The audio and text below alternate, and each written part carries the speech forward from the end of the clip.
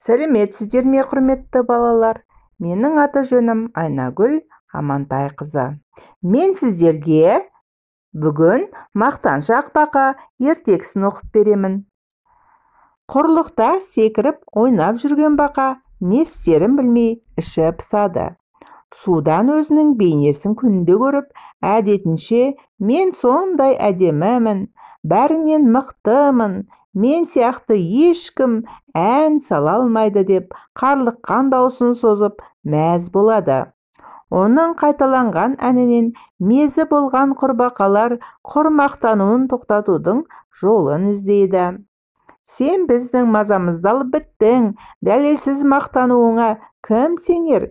Егер мықты болсаң, қане өзіңнің әншілігіңді сынар байқау өткізейік.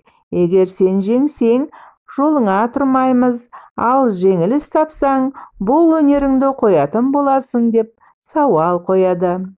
Байқау жарияланып, ең мықты әншімін деген атаққа лайықтылар жиналады. Құс атаулының әншісі Бозторғай, биші Шортан да, сылаңдаған Кесіртке де, тағы басқа қатысушылар бағын сынайды. Өзінің әдемі даусымен, сыңғырлаған үнімен даланы тебіренткен Бозторғай барлығының көңілінен шығып, қуаныш сезімге бөлейді. Бақаға кезек келгенде, бақылдаған ащы даусынан кейін оны ешкім тыңдамай, өздері әңгіме дүкен құрады. Мақтауға іліккен Бозторғай сайыстың жеңімпазы болып, табиғаттың жыршы құсы атаныпты. Мақтаншақ бақа өзінің әншілігін ел алдында дәлелдей алмай, жеңілгенін мойындай ән салуын тоқтатыпты.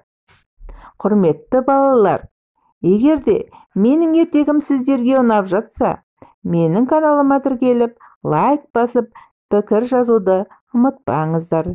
Келесі ертегілер әлемінде кездескенше аман, сау болыңыздар.